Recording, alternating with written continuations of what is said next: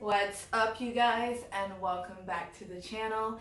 If you are new here, my name is Natalie, and I'm very excited that you clicked on this video. Obviously, you can read by the title. You're interested in how do you know God is real, and I'm going to share some stories or some events that happened in my life that made me very clear on his existence. So before we get started, if you are new here, you should definitely subscribe to the channel. And if you like this video, make sure you hit the like button. It helps me, and it also helps other people like you who are interested in learning more about this particular topic see it because of the visibility of you liking it. Like, that's the honest truth on why I'm asking you to press the like button. But also, if you like the video, you should like the video. And I want to thank all of my other loyal subscribers for coming back and viewing this video as well. So I'm not going to take too long. As I spoke about, I could just, talk. So instead of just rambling on, we're just going to get right. I do have my notebook here again with me today. I honestly don't think I will need it. Hopefully we stay on track, but in the event we don't, we got it. So how do you know God is real? There has been events that happened in my life that really spoke to his existence, and it was very clear that something that I doubted or something that I truly wasn't 100% in the belief of was actually real. And before I actually go into those events, I want to talk about like how I am as a learner. I spoke about this to some of my friends. So imagine there is a dial, and the dial, has an on and off button, and it goes from 1 to 10. And some people, like myself, are learners where we don't have to go through the most traumatic event to learn from a mistake, or sometimes we have the ability to learn from others, or other people's mistakes. And so for me, sometimes that dial is turned to like a 1 or 2, and I'm like, ooh, that's a little too hot for me. I learned my lesson. And then sometimes, I could be a little hard-headed. She could be a little hard-headed. So that dial turns maybe to a 3, 4, 5, sometimes it's hard. And I have some friends that you pretty much just turn that dial to 10 and you leave it on 10, and they're just learning in such a deep event or a deep trauma, because some of us it takes a little bit more of the experience, or it has to really shake your life for you to learn. And fortunately, I am not one of those learners. So when I talk about the events in my life that made me believe in God, please note that you shouldn't judge other people's relationship with God, or you shouldn't judge how someone found God and compare it to yourself. Like, if you're going through something far more eventful, and it's going to hurt you a lot more in the process, and it didn't hurt someone else, that doesn't mean that they don't have a relationship with God, or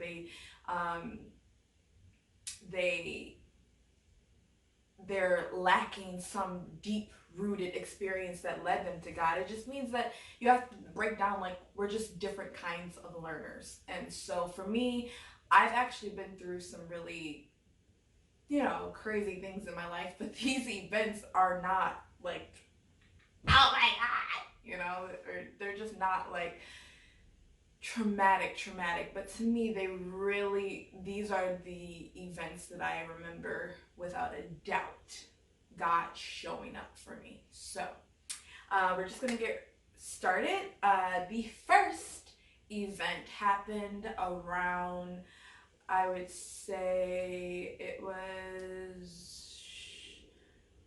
I think it was my freshman year of high school. So yeah, it's a pretty lengthy time from when I first was born. And I had a bedroom upstairs, and I just loved my bedroom, but for whatever reason at night it was so dark and I was scared of the dark. I was like always finding myself going and sleeping next to my mom, and I'm like, and that was cute for a while, you know, for like years. But when I got to high school, I'm like, you know, you call yourself trying to talk to this boy and have a little crush, and you can't even sleep in your own bed at night.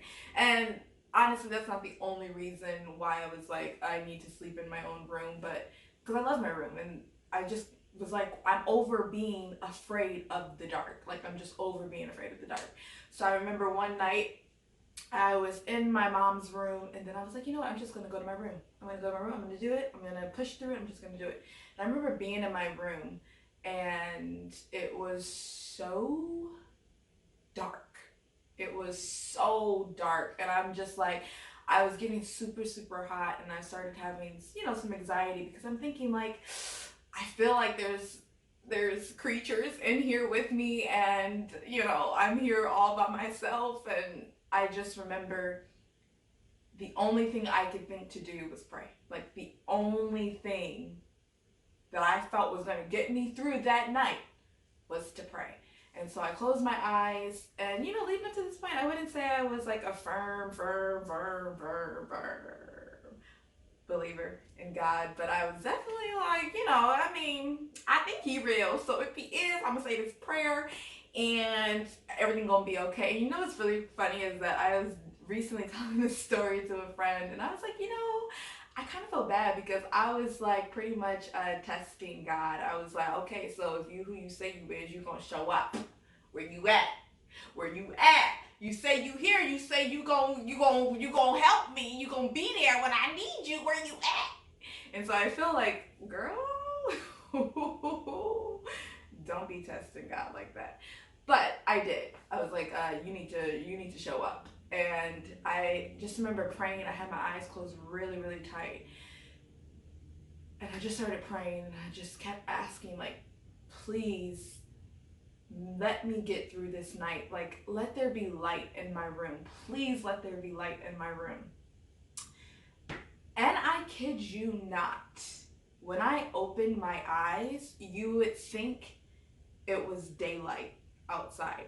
You would think it was daylight. My room was so bright. And I was kind of just, I opened my eyes and I was like,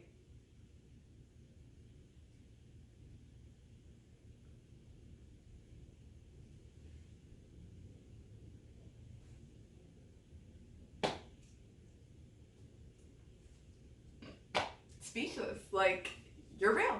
You're real. You showed up. You showed up when I really needed you. And I want to pause there because you shouldn't just rely on having a relationship with God when you think, and only when He shows up in your life. Like, if you pray and then like He you know, just showed up right then and there, like, now I believe in God. Because sometimes your prayers are answered by not being answered, or sometimes there's just more that goes behind when God shows up. And so don't think that if He didn't show up that night or when you pray that He's not there. So that's something I've learned too. It's like, you know, sometimes it just takes time, and sometimes you don't always hear what you want to hear. But this night I did, and I was 100% grateful, and I was like, wow, like, God is real. God is real. And from that moment, I slowly started to, I would say, incorporate just a little bit more of my beliefs with God in my life. And I ended up getting a purity ring in high school, and I wore it all the way through high school, and I wore it to college. Another story. You know, she ain't got no purity ring on right now. But yeah, that kind of like really sparked my belief. And so it's not like a huge event, but to me, that was like, that meant everything. That meant the world to me. And so, to the second event, I had moved to Los Angeles, and I was already here for about like 3 years. And I was taken from such a small town, thrown into just one of the biggest entertainment capitals of our world, and I just got exposed to a lot more. I wasn't in just like this boxed reality. I got to see so much, and here in Los Angeles you just get a little bit of everything. And so because of that, I was like, yeah, God, like, everybody believes in different things, and there's so many things that you can believe in. I don't believe in nothing. And it wasn't like I was an atheist. Like, I wasn't worshiping, the devil or a negative entity or a negative source. And I also wasn't just lenient towards, okay, well, maybe it's God. I was just kind of like, everything is just everything in a sense. And it's crazy because I got a tattoo that same year, everything is everything. But I was just like, yeah, there's just so much that you can believe in. I just don't know what I should believe in, so I'm not gonna believe in anything. And so I was kind of just on like this wave of like, I believe in positivity, and I do believe in a spiritual existence, and I do believe in a one source that I can't tell you what that is. Like, I'm not claiming anything because everything seems to exist. And I had got some pain on my right side of my face, and it just lasted for days. And then it was at a certain point where I was like getting super, super worried because it was like my headaches were excruciating. And I'm just like, okay, this don't really seem like I should be having this much pain, and it hasn't gone away. So I went to the hospital, and without doing x-rays, without really checking me, they like pretty much diagnosed me with having a collapsed nerve in my face. And they were giving me pills, and I went home, went back the next day because the pain was still like just horrible. They gave me more pills, and then I started to take the pills that they already gave me. And then I went back home, went back the next day, like late at night, went to urgent care, and they're like, yeah, we're gonna have to put you on steroids because if your nerve doesn't get strong again, we're pretty much gonna have to do surgery. And I'm like, what? And so now I'm taking these steroids. And so fast forward, it's been a legit almost like a week, and I've just been in pain, and I've been on like 7 different drugs that they gave me, like medicine. And I'm just like, I'm in so much pain. And I remember I was in pain, and it was the time to take the next set of steroids, and my pain was like a 3, which when you're dealing with pain for like a week, a 3 is still a lot, okay? So don't just be like, it was a 3, it was a 3. Yes, it was a 3, and I was in all this pain, and I took the steroids, and my pain like shot to a 20. Like, on a scale of 1 to 10, my pain was a 20. And I swear I was hearing like voices and someone talk about like their dead son. And I was like, I need to go back to the hospital. And so my friend and my boyfriend at the time, we got on the metro. And it's so funny because when you're in LA, like, you just see a lot of different crazies. And so I was that crazy on the metro that day. Like, I was tweaking because of all the drugs I was on, and like my body was just like reacting. Like, I just felt like I had no control over my body. But before we left and got on that metro, I remember I called my mom, and I'm just like, I'm in all this pain, I'm gonna go back to the hospital. And I got off the phone.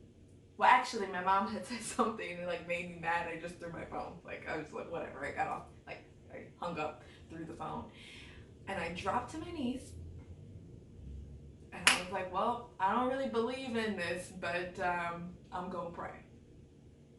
So I prayed, and then we got on the metro. I'm tweaking out. We get to the hospital. They're like, please stop doing what you're doing. And I'm like, I can't. Like, you got me on all these drugs. Like, I'm in pain. Like, I don't know. Like, help me. And finally the guy comes in the room, one of the nurses, and he's like, so we're going to give you an IV. And he's like trying to explain that there's going to be 3 different things that they're putting in the IV. And after the first thing he puts in the IV, I was on cloud 9. Like, I was floating. Like a week of pain, and just immediately my pain was just like released, and I was just like, ah. And he's trying to explain, like, I'm gonna put the second one in and the third one in. You have to understand, you have to be coherent in what I'm giving you. And I'm just like, I don't care. I've been in pain for a week. Like, I feel amazing now. And I ended up falling asleep, and I woke back up a few hours later, and they're like, you can go home if you want. If you say you're feeling better. And so we went home, and the next day I woke up, no pain. Absolutely no pain. And I think I talked to my mom the next day, and she was just like, so, because I have like dental issues, my teeth just have not always been on my side.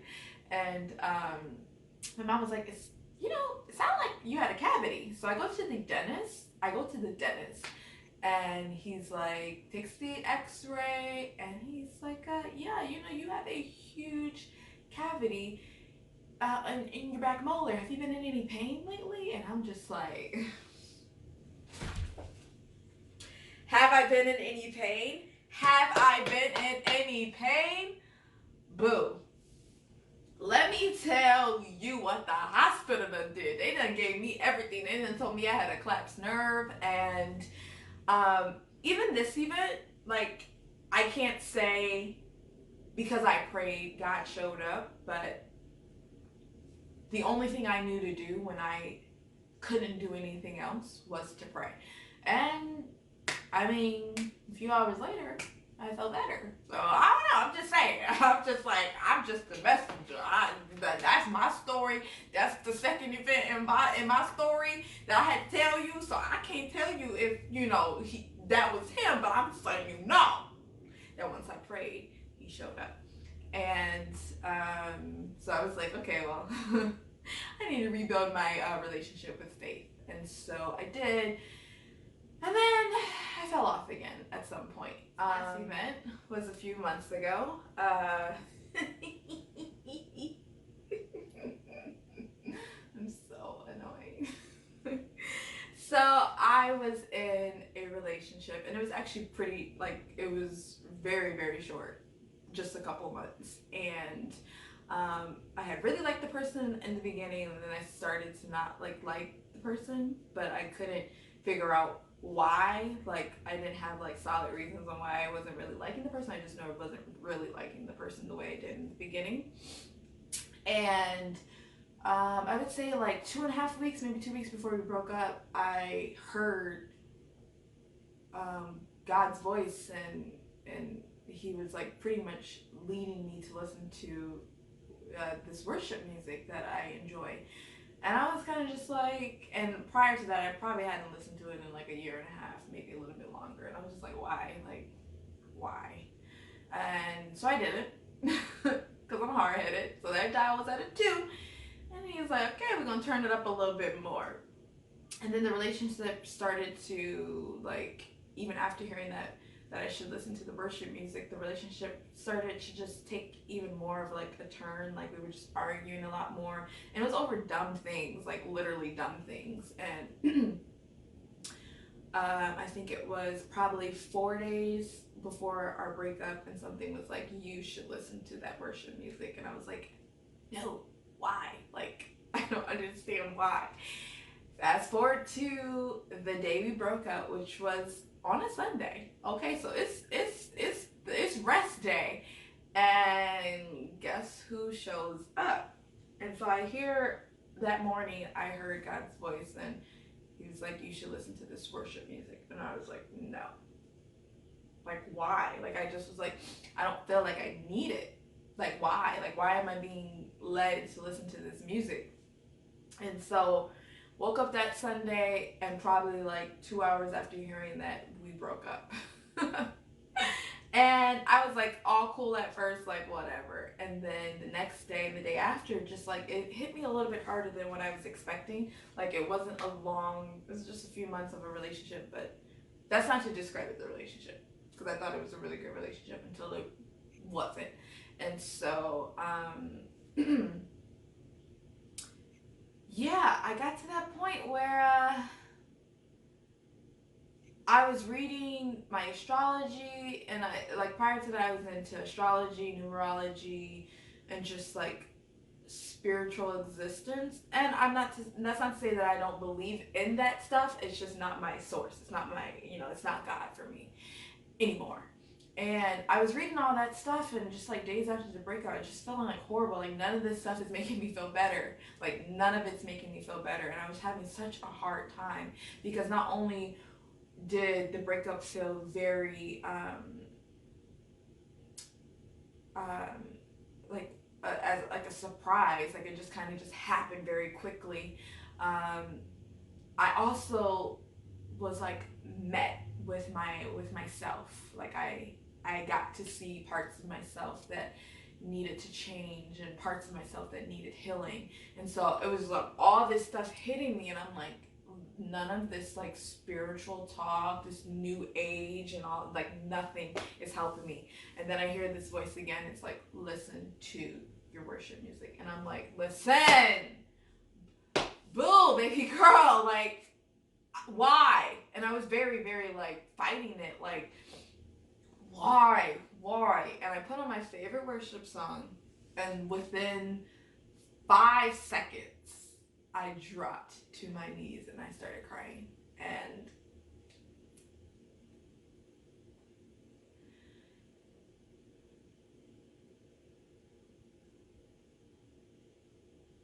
it was clear that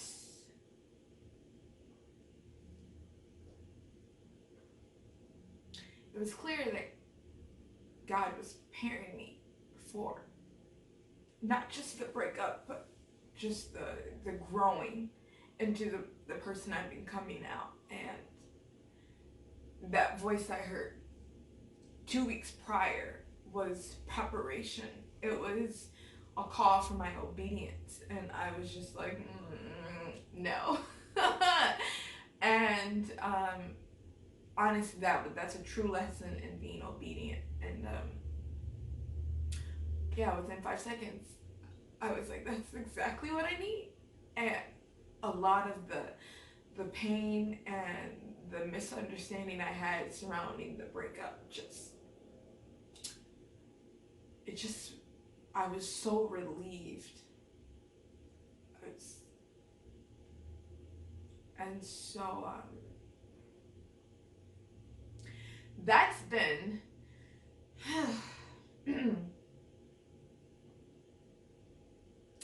that's been the most recent event that led me back to my faith. And honestly, at this point, I realize like how much I've been disobedient in my life, and why I went through certain things because I wasn't obedient. And yeah, I just don't think that we're gonna steer off this course. Like the older I am now, the more I realize some of the things that I was just like rebelling. Like I just didn't want to believe in certain things, or I didn't want to change certain things, or I didn't want to be obedient towards certain aspects of my life. And this like taught me like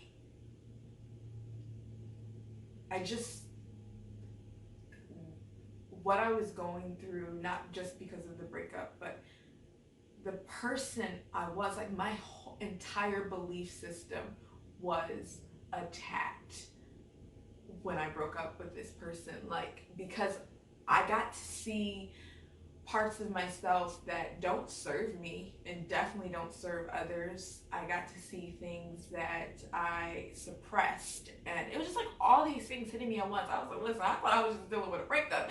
Now I feel like my whole life, like my whole existence is being questioned right now. And so that's exactly what happened. And as soon as I connected with God again, I was like, I'm gonna be okay. That's not to say that some days aren't hard. Some days I'm just not like dealing with, pain and trauma from things that have happened in my life, but I'm okay. Like, I'm okay, and I'm going to be obedient, and I'm going to listen, and I'm going to share parts of my story, because at the end of the day, we all seek connection, and that first connection should always be your connection with God, your relationship with God. But outside of that, like, we seek to be connected to others. And one thing that I've also learned with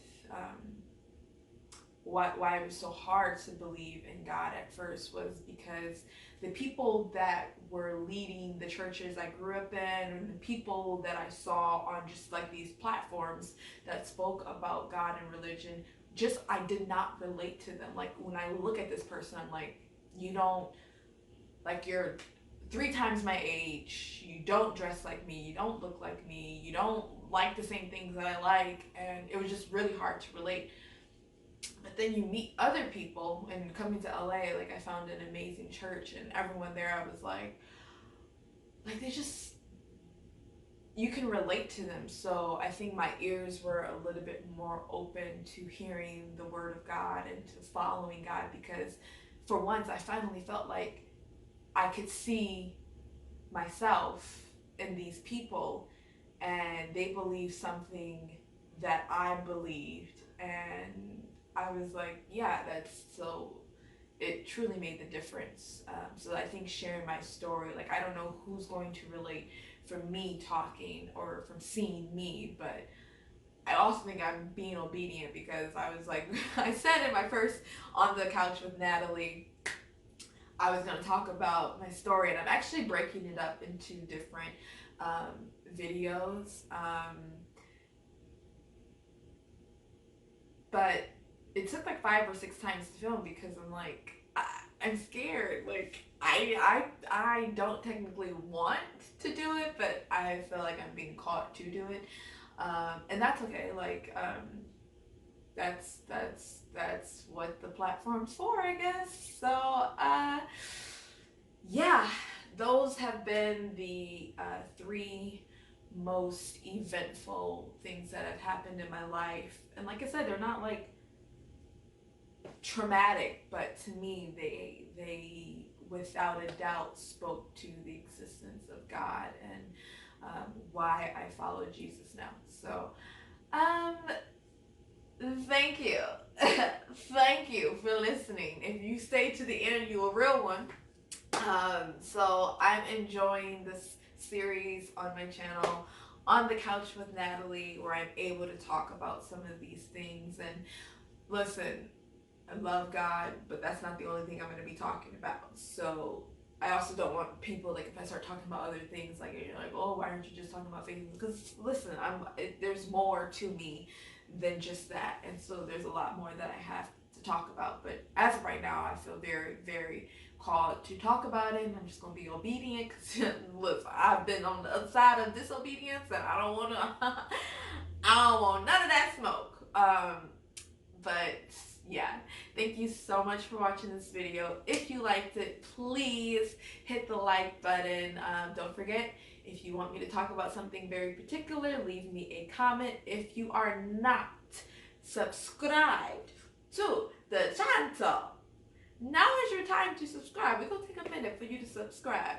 Not a minute. Just, actually just take a second. So we're going to take a second, moment of silence for you to subscribe. Thanks for subscribing to the channel. And if you are not following me on Instagram, I'm going to put my Instagrams here on the screen so you can follow me on my main page. And then I also have a fitness page that you can follow me on. And until next time, I'll be seeing you guys soon. Bye, guys.